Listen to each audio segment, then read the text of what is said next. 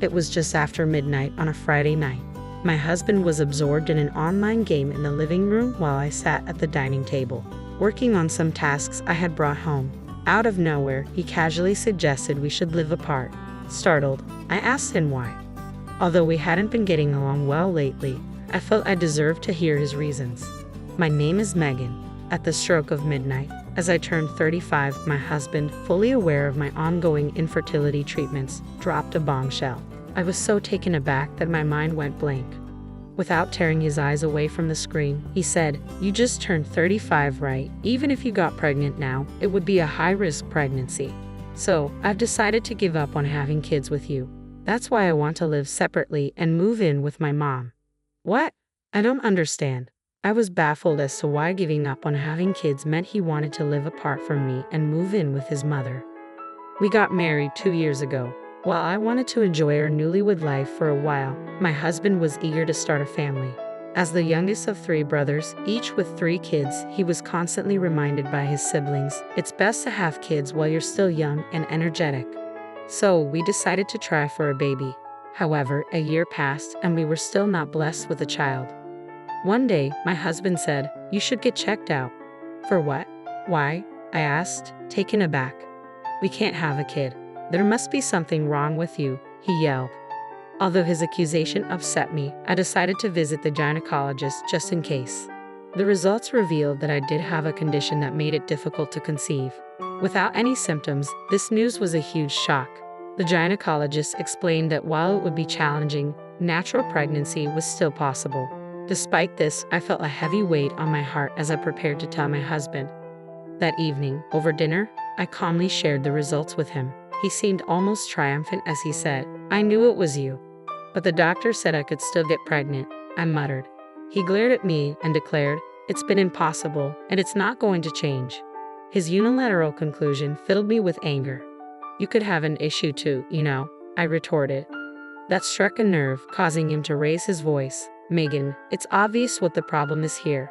How dare you try to blame me?" With a resounding bang, he slammed his fists on the table in frustration. I recoiled in surprise. "You're just a failure. Can't even conceive a child." With that cutting remark, he stormed off to the bedroom. Left alone, tears streamed down my face as I washed dishes. I knew he was reacting out of shock and frustration. If only we could conceive, maybe then we could find happiness together again. With determination, I resolved to redouble my efforts to conceive and regain my husband's love. Regular visits to the gynecologist became routine, but with each visit, my anxiety mounted. Despite focusing intensely on my most fertile days, success eluded me, fueling my stubborn resolve. One morning, I ventured, "Let's try again tonight, okay?" To my surprise, he met my suggestion with disapproval. "Isn't it a bit awkward to talk about tonight so early in the morning?" Embarrassment flushed my cheeks. Reflecting on it, I realized it might seem strange, but we were a couple. It should feel natural. Suppressing my mixed emotions, I tried gently persuading him. "Don't you want a child too?" But my husband shot back, "I never really wanted a child. It's too expensive. My brothers always said a real man has a wife and kids, so I thought I'd give it a shot. But now that it's not happening because of you, I have a respectable excuse not to care anymore." From then on, whenever I approached my husband, he would dismiss me with excuses like, "I'm busy" or "I'm tired." Yet I was just as busy and exhausted from work. Each rejection shattered my pride as a woman. Lately, my husband had become engrossed in online gaming, staying up late into the night. Our intimate life had faded, and even our daily conversations had dwindled to almost nothing. It seemed my husband had lost interest not only in having children but in me as well. Despite this, I persisted in visiting the gynecologist. During my infertility treatments, I was struck by the number of couples at the clinic. It specialized in infertility, always packed with patients. Waiting 2 to 3 hours, even with an appointment, was normal. Seeing so many others struggling with the same issue gave me a strange comfort. Sometimes I would witness a couple emerging from a consultation room, the woman tenderly touching her still flat belly, her husband by her side. Perhaps they had just received news of a pregnancy. I longed for that to be me. I wanted a child desperately. I wanted to regain my husband's love and find happiness again. My hope for a child began to dim when I was told that further treatment would be difficult without my husband undergoing testing. I found myself at a crossroads, unsure of what to do next. Maybe it was all impossible after all. The journey home from the gynecology clinic always left me with a painful ache, threatening tears.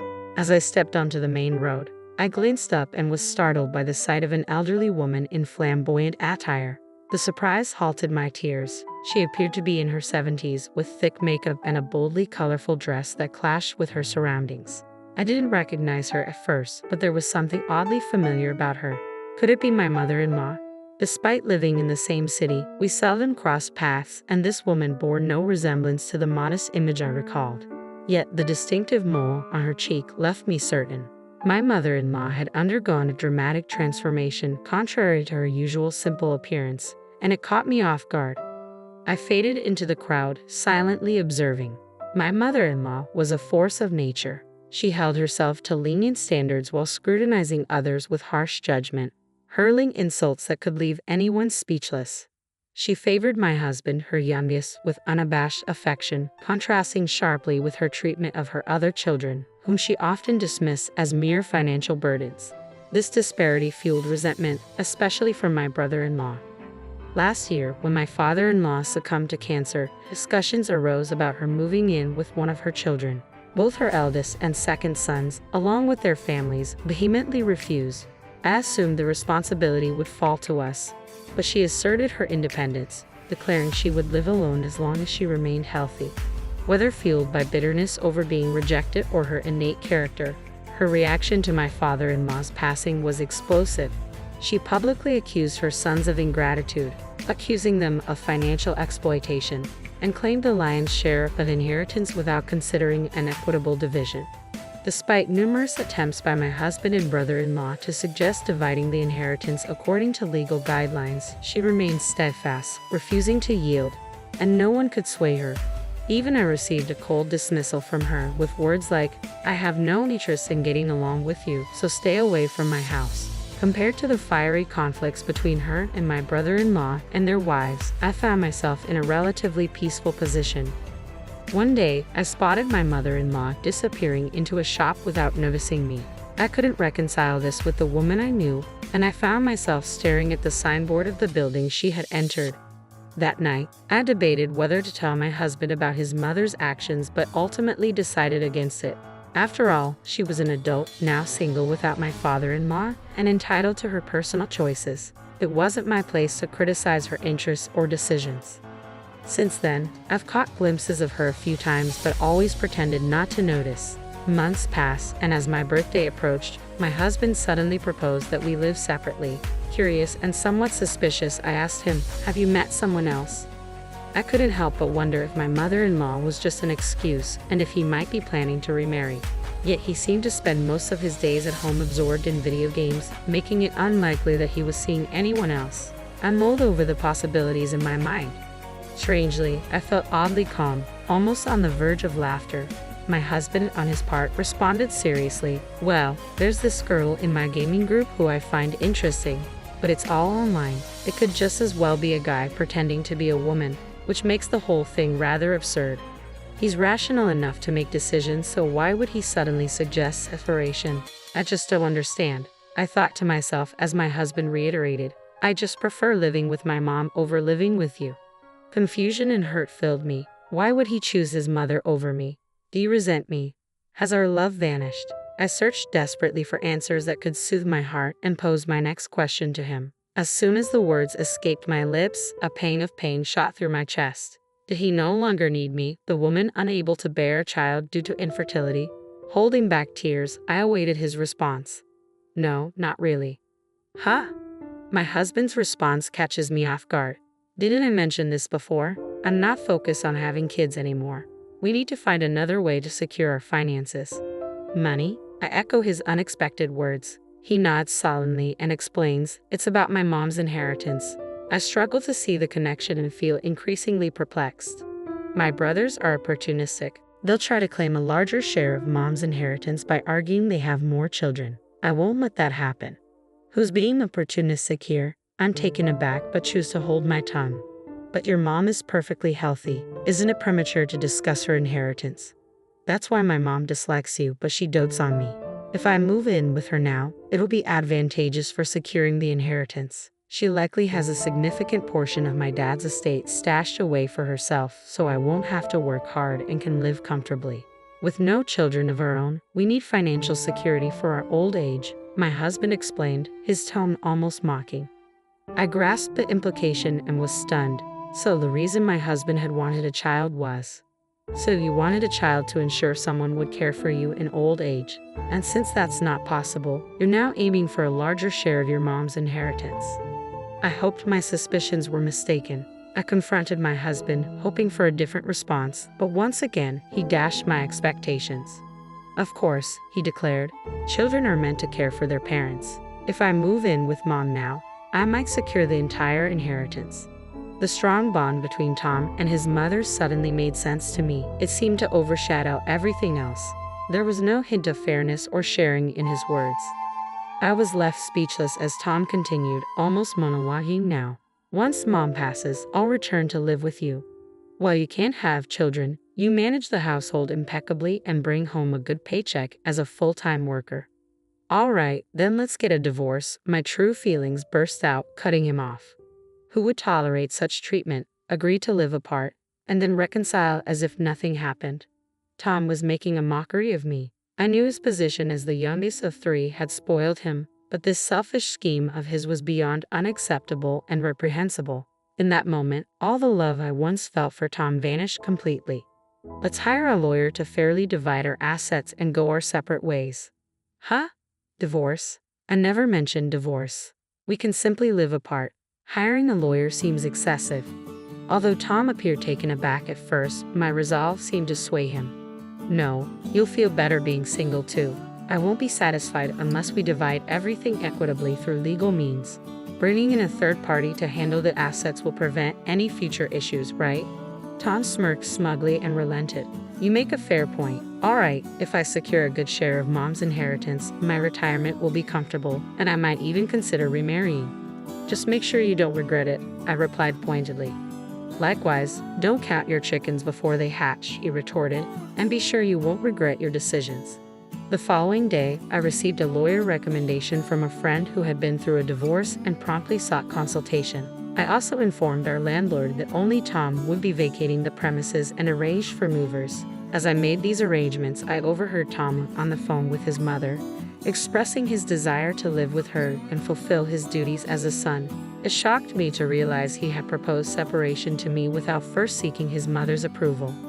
According to Tom, his mother was thrilled about the prospect of living with him. It seemed she had certain requests or things to discuss with him. Surprisingly, preparations for the divorce progressed swiftly. Initially planning for a 50-50 asset split, my skilled lawyer managed to negotiate alimony, securing 70% of the assets for me. If Tom's selfish actions led to our separation, I felt justified in claiming the share.